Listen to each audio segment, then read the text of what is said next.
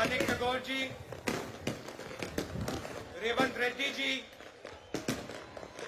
विक्रमा भट्टी मल्लू जी, मधु याक्षी जी, दामोदर नरसिम्हा जी, जन्ना रेड्डी जी, पुन्नला जी, शाबिर अली जी, जीवन रेड्डी जी, उत्तम रेड्डी जी, मोहम्मद अजहरुद्दीन जी, जग्गा रेड्डी जी, भाइयों और बहनों, कांग्रेस के हमारे प्यारे कार्यकर्ता, प्रेस के हमारे मित्रों, आप सबका यहां बहुत बहुत स्वागत, नमस्कार। ये जो आपका प्रदेश है, नया प्रदेश है, तेलंगाना, ये आसानी से नहीं बना था। इस प्रदेश को बनाने के लिए तेलंगाना के युवाओं ने, तेलंगाना के माता ने अपना खून, अपने आंसू दिए थे। और ये प्रदेश किसी एक व्यक्ति के लिए नहीं बना था, ये एक सपना था, तेलंगाना के जनता का सपना था। 8 साल हो गए। मैं आपसे पूछना चाहता हूं, तेलंगाना का जो सपना था, प्रगति का सपना, उस सपने का क्या हुआ? पूरा तेलंगाना देख सकता है कि एक परिवार को जबरदस्त फायदा हुआ, मगर मैं आपसे पूछना चाहता हूं, तेलंगाना की जनता को क्या फायदा मिला? क्या आपको रोजगार मिला? आज यहां पर किसानों की विधवा स्टेज पे हैं, रो रही हैं। ये किसकी जिम्मेदारी है? और ये अकेली नहीं है, ऐसी तेलंगाना में हजारों बहनें हैं जिनके पति ने आत्महत्या की। किसकी जिम्मेदारी है? सपने को पूरा करने के लिए आपने अपना खून, अपने आंसू दिए, आप लड़े, मगर हम भी आपके साथ खड़े थे। कांग्रेस पार्टी ने भी आपके साथ ये लड़ाई लड़ी और अंत में कांग्रेस पार्टी ने और सोनिया गांधी जी ने ये काम पूरा करके तेलंगाना की जनता को दिया। और भाइयों और बहनों, आप ये मत भूलिए, ये काम कांग्रेस पार्टी के लिए आसान नहीं था। कांग्रेस पार्टी को नुकसान हुआ, हमें मालूम था कि हमें नुकसान होने जा रहा है, मगर हम तेलंगाना की जनता के साथ खड़े हुए और हमने मिलकर, आपके साथ मिलकर आपको नया प्रदेश दिया। आपने सोचा था कि तेलंगाना की जनता की सरकार बनेगी, किसानों की सरकार बनेगी, मजदूरों की सरकार बनेगी, गरीबों की सरकार बनेगी। पता लगा जनता की सरकार नहीं बनी। आज तेलंगाना में कहा जाता है कि चीफ मिनिस्टर है, मगर ये चीफ मिनिस्टर नहीं है, ये राजा है। राजा और मुख्यमंत्री में क्या फर्क होता है? मुख्यमंत्री जनता की आवाज को सुनता है, राजा जनता की आवाज को नहीं सुनता है। राजा जो करना चाहता है वो कर डालता है। मुख्यमंत्री लोकतंत्र में भरोसा करता है, मुख्यमंत्री जनता की बात सुनकर निर्णय लेता है। राजा को लोकतंत्र से कुछ लेना देना नहीं। जो राजा के दिल में आता है वो राजा कर देता है। यह फर्क है। छत्तीसगढ़ में हमारी सरकार है। चुनाव के समय हमने 2 वायदे किए थे, बड़े वायदे किए थे। पहला वायदा कि छत्तीसगढ़ के किसानों का हम कर्जा माफ करके दिखा देंगे, और दूसरा वायदा पैडी को हम 2,500 रुपए में खरीदेंगे। किसानों ने हमें कहा कि हमें कर्जा माफी की जरूरत है और हमें 2,500 रुपए आप दीजिए। हमने उनकी आवाज सुनी और आज आप जाइए, छत्तीसगढ़ जाइए और वहां पूछिए धान के लिए क्या दाम मिलता है। पूरा छत्तीसगढ़ का किसान आपको बताएगा कि छत्तीसगढ़ में 2,500 रुपए पर धान मिलता है। आज आपके जो चीफ मिनिस्टर हैं किसानों की आवाज नहीं सुन रहे हैं। 2-3 बड़े उद्योगपतियों की आवाज सुनते हैं, उनके लिए काम करते हैं, मगर किसानों की आवाज नहीं सुनते हैं। और जो छत्तीसगढ़ के किसान ने कहा था वही तेलंगाना का किसान कह रहा है। तेलंगाना का किसान कह रहा है कि मिर्ची के लिए, धान के लिए हमें सही दाम चाहिए और हमारा कर्जा माफ होना चाहिए। छत्तीसगढ़, तेलंगाना के किसी भी किसान को घबराने की जरूरत नहीं है। जैसे ही कांग्रेस पार्टी की यहां सरकार बनेगी वैसे 2 लाख रुपए का कर्जा माफ होगा और आपको सही एमएसपी मिलनी शुरू हो जाएगी। आपको ज्यादा समय रुकने की जरूरत नहीं है। आप घबराइए मत, डरिए मत। ये काम कुछ ही महीने में कांग्रेस पार्टी करके आपको दे देगी। ये खोखले शब्द नहीं है, ये तेलंगाना के सपने को पूरे करने का पहला कदम है। किसानों की मदद, किसानों की रक्षा के बिना तेलंगाना का सपना पूरा नहीं हो सकता है।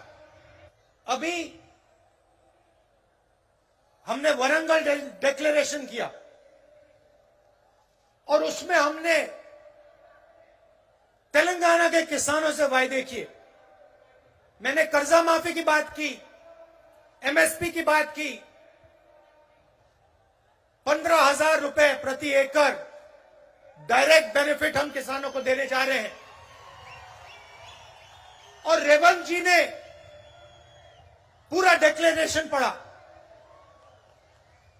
यह सिर्फ एक डिक्लेरेशन नहीं है, यह किसानों के लिए कांग्रेस पार्टी की गारंटी है।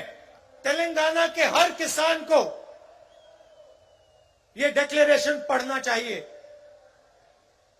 और जब आप इस डिक्लेरेशन को पढ़ेंगे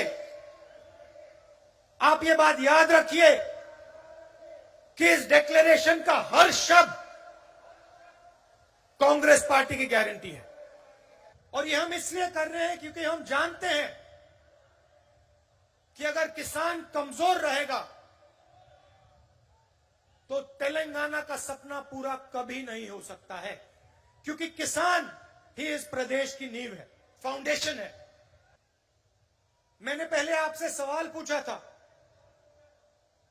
कि तेलंगाना के साथ धोखा किसने किया। तेलंगाना का जो सपना था उससे से किसने धोखा किया?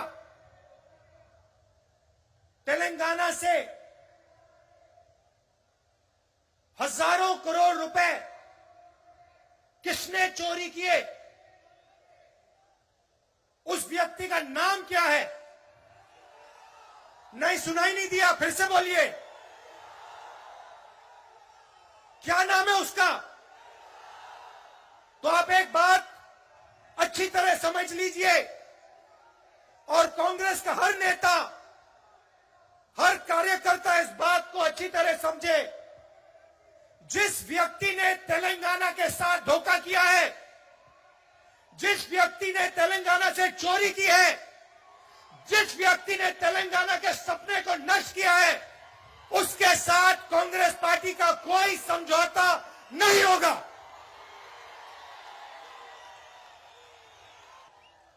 और अगर यह सवाल आज के बाद किसी भी कांग्रेस नेता ने उठाया, उसको हम कांग्रेस पार्टी से बाहर कर देंगे।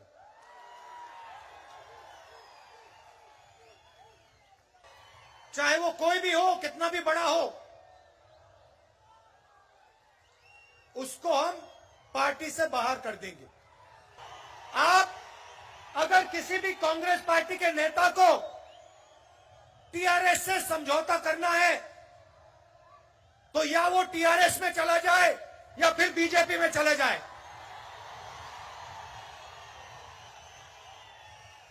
हमें उस व्यक्ति की कोई जरूरत नहीं है।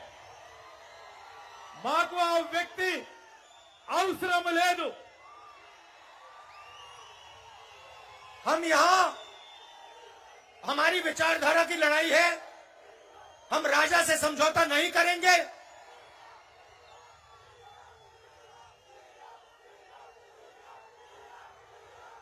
हम टीआरएस को चुनाव में हराएंगे,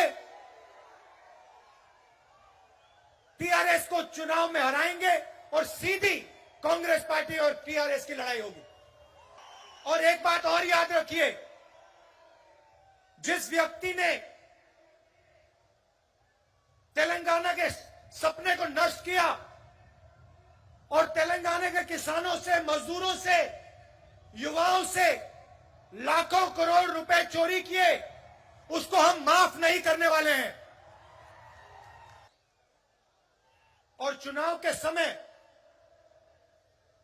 जब टिकट का सवाल उठेगा, और ये सब नेताओं को अच्छी तरह बात सुननी चाहिए, जब चुनाव के समय टिकट की बात उठेगी, तो जिस व्यक्ति ने जनता की लड़ाई लड़ी होगी, उसी को मेरिट बेसिस पे टिकट मिलेगा। चाहे आप कितने भी बड़े हो, आप कोई भी हो, अगर आप किसानों के साथ नहीं खड़े थे, अगर आप गरीबों के साथ नहीं खड़े थे, तो आपको कांग्रेस पार्टी का टिकट नहीं मिलने वाला है। सोनिया जी ने जब तेलंगाना आपको दिया, उसके पीछे एक सपना था। तेलंगाना की जो आवाज थी, उसको सुनकर सोनिया जी ने आपको प्रदेश दिया था।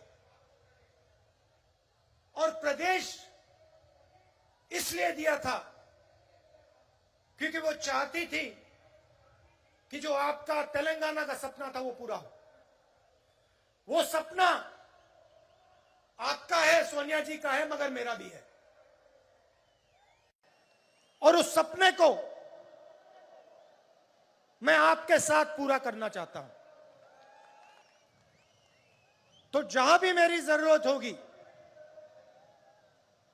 जहां भी आप मुझे बुलाना चाहते हो, जहां भी मैं तेलंगाना की मदद कर सकता हूं, मैं करने को तैयार हूं। यह सिर्फ आपकी लड़ाई नहीं है, यह सिर्फ तेलंगाना के किसानों की, युवाओं की लड़ाई नहीं है, ये कांग्रेस पार्टी की लड़ाई है और ये मेरी लड़ाई है।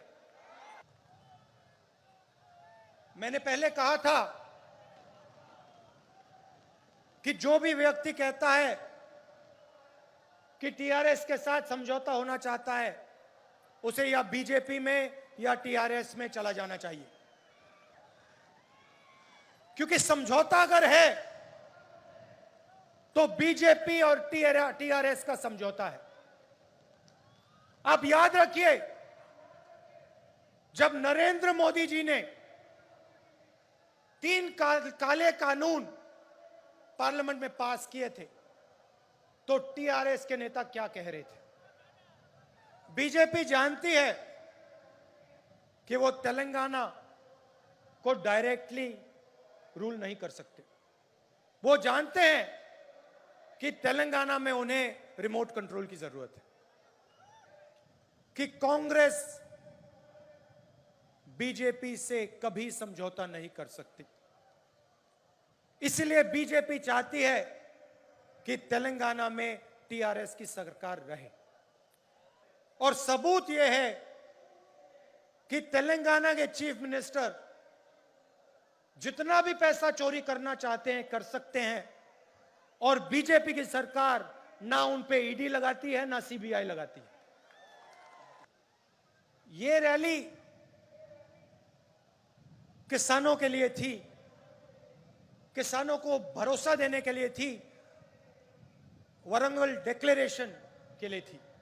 हम चाहते थे कि तेलंगाना के किसानों को मालूम हो कि कांग्रेस पार्टी एक साथ उनके साथ खड़ी है